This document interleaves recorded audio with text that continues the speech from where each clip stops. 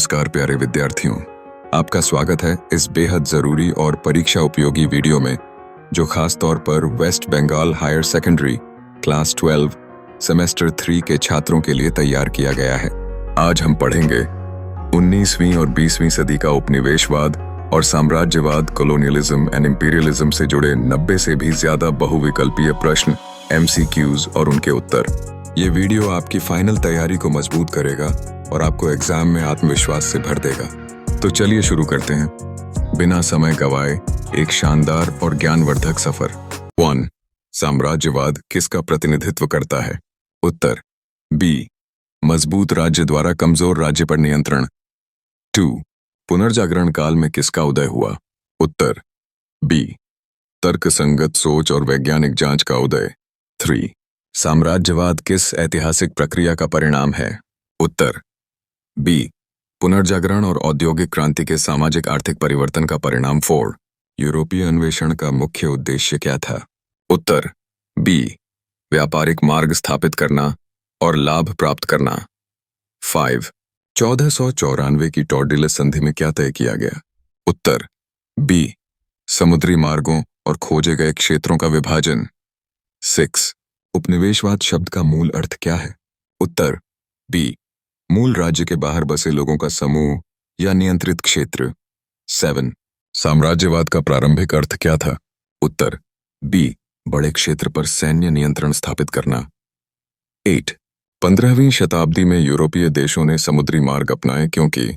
उत्तर B. पारंपरिक स्थल मार्ग पर मुस्लिम राज्यों के नियंत्रण के कारण। 9. नई दुनिया की खोज में सबसे पहले किस दो देशों ने सफलता पाई? उत्तर B. पुर्तगाल और स्पेन ने नई दुनिया की खोज में महत्वपूर्ण सफलता पाई। 10. वास्को डी गामा का 1498 का प्रयास किस संदर्भ में महत्वपूर्ण है?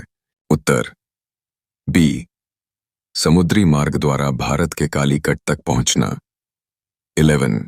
ईस्ट इंडिया कंपनी किसके द्वारा चलाई गई थी? उत्तर C. इंग्लैंड द्वारा। 12.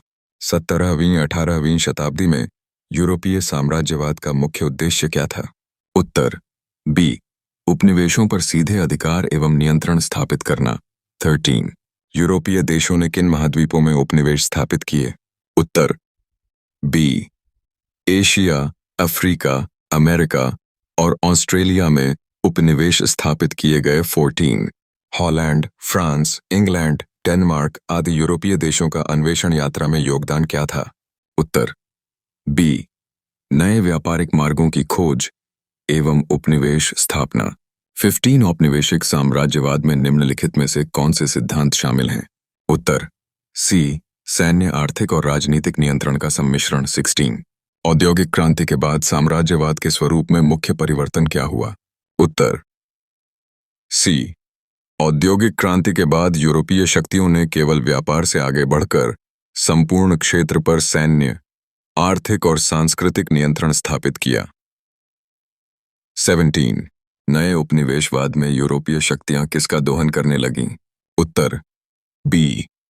उन्होंने न केवल क्षेत्र पर अधिकार किया बल्कि प्राकृतिक संसाधनों का अंधाधुंध शोषण और स्थानीय संस्कृति पर प्रभुत्व भी स्थापित किया। 18. साम्राज्यवाद के परिणाम स्वरूप स्थानीय राजनीतिक व्यवस्था पर क्या प्रभाव पड़ा? उत्तर B. साम्राज्यवाद ने स्थानीय संस्कृतियों, राजनीतिक संस्थाओं को कमजोर कर यूरोपीय हितों के अनुरूप व्यवस्था स्थापित की। 19. साम्राज्यवाद के कारण वैश्विक राजनीति, अर्थव्यवस्था एवं समाज पर क्या प्रभाव पड़ा? उत्तर C. साम्राज्यवाद के कारण स्थानीय संस्कृतियां कमजोर हो गईं एवं आर्थिक व्यवस्था यूरोपीय हितों के अनुरूप बन गई। 20. एंग्लो फ्रेंच औपनिवेशिक प्रतिद्वंद्विता के चलते निम्नलिखित में से कौन सा युद्ध हुआ? उत्तर B. स्पेनिश उत्तराधिकार युद्ध में इंग्लैंड और फ्रांस ने विपरीत पक्ष लेकर युद्ध लड़ा। 21. निम्नलिखित में से कौन से युद्धों ने फ्रांस की साम्राज्यवादी शक्ति को कमजोर किया? उत्तर C. इन युद्धों में इंग्लैंड और फ्रांस के विपरीत हिस्सों ने फ्रांस की शक्ति को कमजोर किया। 22.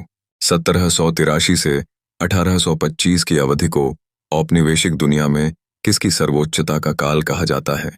उत्तर बी। इस अवधि में अंग्रेजी साम्राज्य की सर्वोच्चता स्थापित हुई। 23। उत्तर ए। आर्थिक हितों और प्रतिद्वंद्विता के कारण यूरोपीय शक्तियों के बीच उपनिवेशों के लिए संघर्ष शुरू हुआ। 24। अमेरिकी स्वतंत्रता की घटना ने उपनिवेशवाद के किस पहलू को प्रभावित किया? उत्तर बी। अमेरिकी स्वतंत्रता से अन्य उपनिवेशों में स्वतंत्रता की मांग तेज हुई। 25। फ्रांस ने दक्षिण पूर्व एशिया में किस क्षेत्र पर प्रभाव बढ़ाना शुरू किया? उत्तर बी।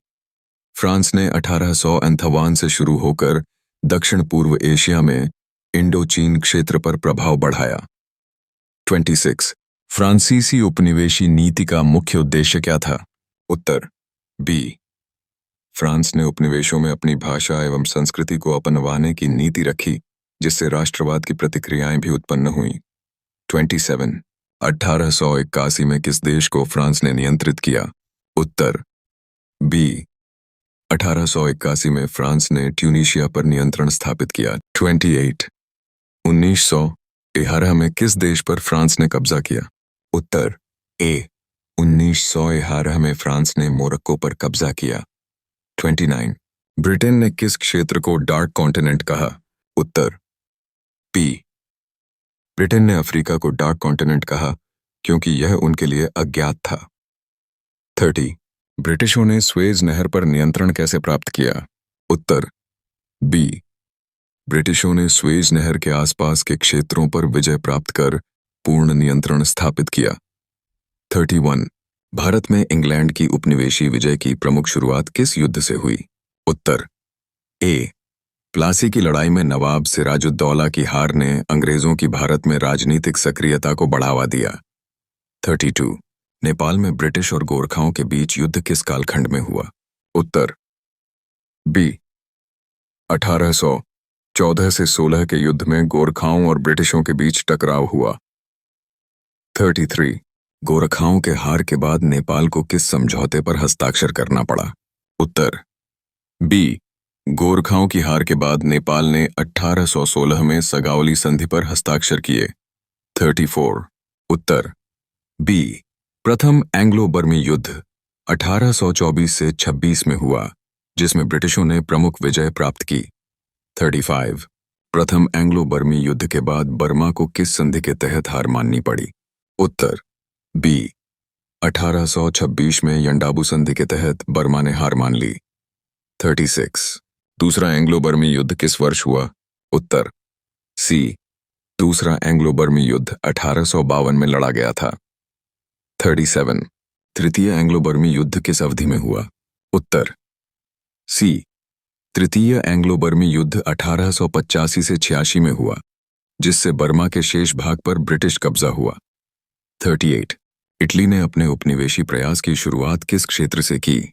उत्तर आ। इटली ने 1882 में रेड सागर क्षेत्र में विस्तार करना शुरू किया। 39।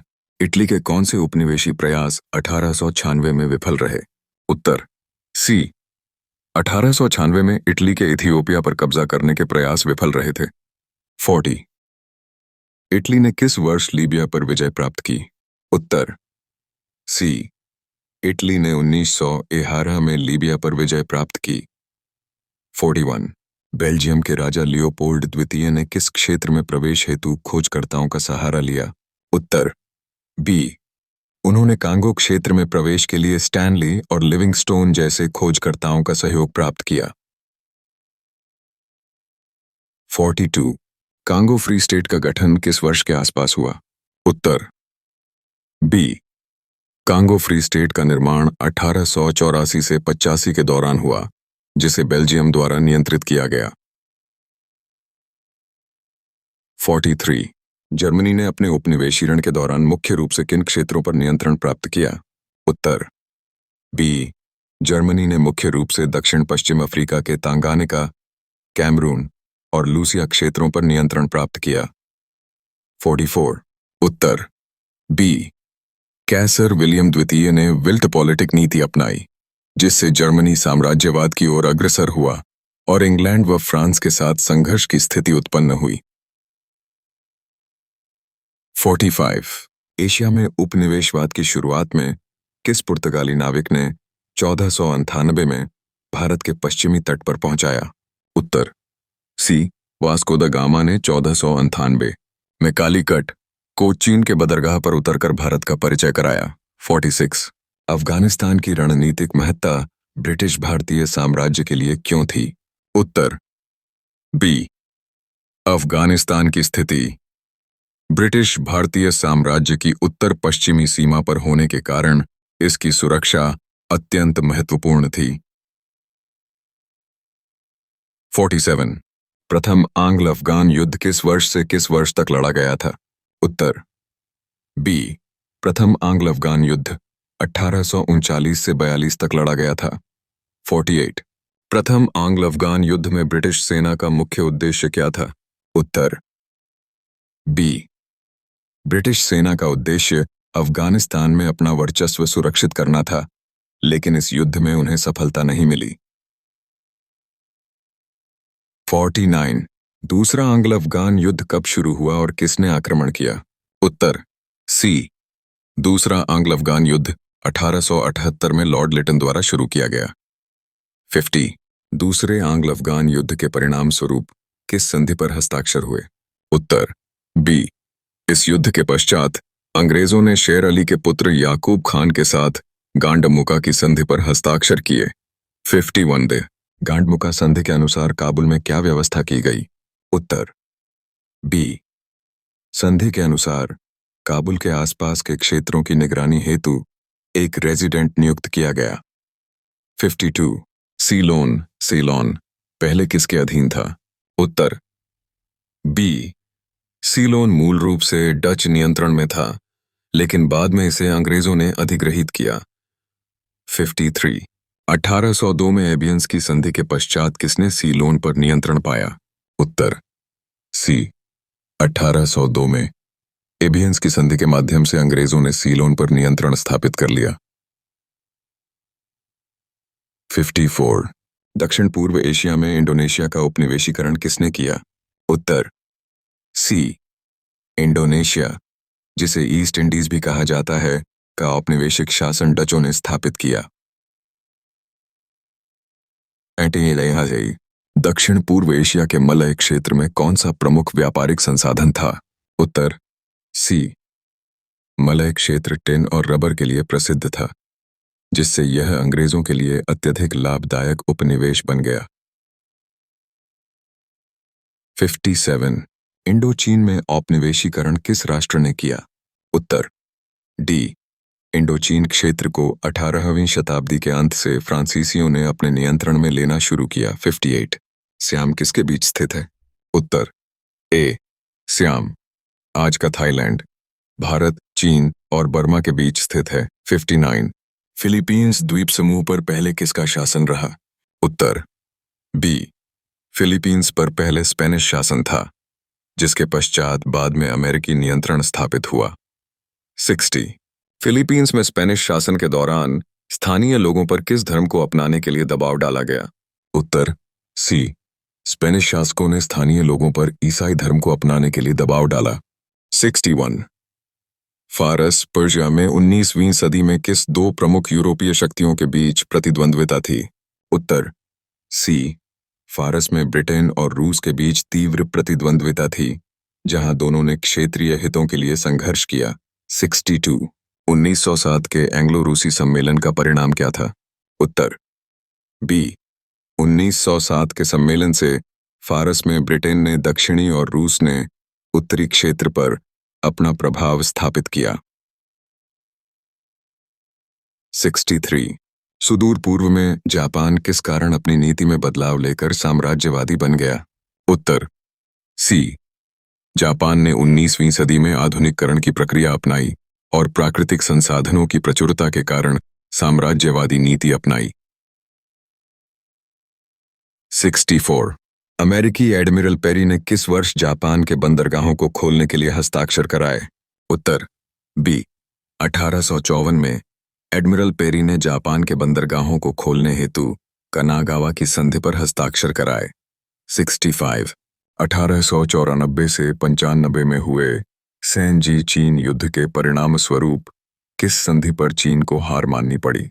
उत्तर सी शिमोनोसेकी की संधि के अंतर्गत चीन ने महत्वपूर्ण क्षेत्र जैसे लियाओतुंग प्रायद्वीप, फॉर्मोसा और पेस्काडोर्स को जापान को सौंप दिया। 66 उत्तर बी रूस ने मांचूरिया में पोर्ट आर्थर पर कब्जा किया और उसे रेलवे के माध्यम से सेंट पीटर्सबर्ग से जोड़ा। 67 1904 से 5 के रूसी जापानी युद्ध का मुख्य कारण क्या था? उत्तर बी जापान और रूस के बीच मांचूरिया में नियंत्रण को लेकर संघर्ष से 1904 से 5 का युद्ध छिड़ा, जिसमें जापान ने विजय प्राप्त की। 68 अमेरिकी खुले द्वार की नीति, ओपन डोर पॉलिसी कब घोषित की गई थी? उत्तर बी 1899 में अमेरिकी विदेश सचिव सर जॉन हे द्वारा खुली द्वार नीति की घोषणा की गई ताकि सभी शक्तियों को चीन में समान व्यापारिक अधिकार मिल सकें। 69 पहली अफीम युद्ध 1839 से 42 के पश्चात कौन सी संधि हुई थी? जापानी साम्राज्यवाद के संदर्भ में 1894 से 95 का युद्ध किसके खिलाफ लड़ा गया? उत्तर सी 1894 से 95 के सैनजी चीन युद्ध में जापान ने मांचूरिया में चीन के विरुद्ध युद्ध लड़ा और बाद में शिमोनोसेकी की संधि पर चीन को कट्टर करना पड़ा। कैवेटी 3 शिमोनोसेकी की संधि में चीन को कौन कौन से क्षेत्र सौंपने पड़े? उत्तर बी शिमोनोसेकी की संधि में चीन ने लियाओतुंग प्रायद्वीप, फॉर्मोसा, ताइवान और पेस्काडोर्स द्वीप जापान को सौंप दिए। 74 जापान ने किस वर्ष कोरिया को अपने अधीन करने की दिशा में कदम बढ़ाया? उत्तर सी 1911 में जापान ने धीरे धीरे कोरिया पर अपना प्रभुत्व स्थापित करने के लिए कदम बढ़ाया। 75 प्रथम विश्व युद्ध के दौरान जापान ने किस क्षेत्र पर कब्जा करके 21 मांगें थोप दी? उत्तर बी जापान ने प्रथम विश्व युद्ध के दौरान जर्मनी के नियंत्रण वाले शांटुंग प्रांत पर कब्जा किया और 21 मांगें थोप दी। 76 नई दुनिया में उपनिवेशीकरण शुरू करने वाला पहला यूरोपीय देश कौन था? उत्तर सी स्पेन नए महाद्वीपीय उपनिवेशों की स्थापना में सबसे अग्रणी रहा, जिसने कैरिबियन, फ्लोरिडा, मैक्सिको और दक्षिणी अमेरिका में अपना वर्चस्व स्थापित किया। 77 उत्तर बी स्पेनिश उपनिवेशों की अर्थव्यवस्था का केंद्रीय आधार सोने, चांदी के खनन और अफ्रीका से लाए गए दासों पर निर्भर था। 78 नई दुनिया में यूरोपीय उपनिवेशीकरण के मुख्य उद्देश्य में से एक निम्न में से क्या था? उत्तर बी मुख्य उद्देश्य था स्वर्ण, चांदी, प्राकृतिक संसाधनों का दोहन करना, साथ ही धार्मिक प्रचार एवं राजनीतिक प्रतिष्ठा हासिल करना। 79 अफ्रीका से अमेरिका तक दास व्यापार को किस नाम से जाना जाता है? उत्तर ए दास व्यापार को ट्रांसएटलांटिक स्लेव ट्रेड कहा जाता है, जिसके माध्यम से अफ्रीका से लाखों अश्वेत दास अमेरिका भेजे गए। 80 ड्रेन ऑफ वेल्थ का क्या अर्थ है? उत्तर ए ड्रेन ऑफ वेल्थ से तात्पर्य है कि उपनिवेशों से होने वाला धन और प्राकृतिक संसाधन मातृभूमि को स्थानांतरित हो जाता है, जिससे यूरोप समृद्ध हुआ। 81 न्यू वर्ल्ड शब्द का प्रथम प्रयोग किसने किया था? उत्तर सी अमेरिगो वेस्पुची ने न्यू वर्ल्ड शब्द का प्रयोग करके नई खोजी महाद्वीप का वर्णन किया। 82 नई दुनिया में उपनिवेश स्थापना के मुख्य कारणों में से एक क्या था? उत्तर बी नई दुनिया में उपनिवेशीकरण का एक प्रमुख कारण विशाल प्राकृतिक संसाधन, सोने चांदी और कृषि योग्य भूमि की उपलब्धता थी। 83 अमेरिका में यूरोपीय उपनिवेशों के गठन से स्थानीय स्वदेशी आबादी पर क्या प्रभाव पड़ा? उत्तर सी उपनिवेशीकरण के दौरान स्वदेशी आबादी को मार डाला गया और उनके संसाधनों का दोहन किया गया। 84 किस यूरोपीय देश ने कार्टियर एक्सपीडिशन के द्वारा उत्तर अमेरिकी क्षेत्रों में उपनिवेश स्थापित करने की शुरुआत की? उत्तर सी फ्रांसीसी नाविक जॉन कार्टियर की एक्सपीडिशन ने उत्तर अमेरिका में फ्रांसीसी उपनिवेशी दावों की नींव रखी। 85 नई दुनिया में उपनिवेशीकरण के परिणाम स्वरूप यूरोपीय शक्तियां किस प्रकार की सामाजिक आर्थिक संरचना स्थापित कर पाईं? उत्तर बी उपनिवेशीकरण से यूरोपीय शक्तियों ने गुलामी, व्यापारिक अधिपत्य और धन संचय पर आधारित सामाजिक आर्थिक ढांचा स्थापित किया, जिससे उनकी मातृभूमियों में समृद्धि आई।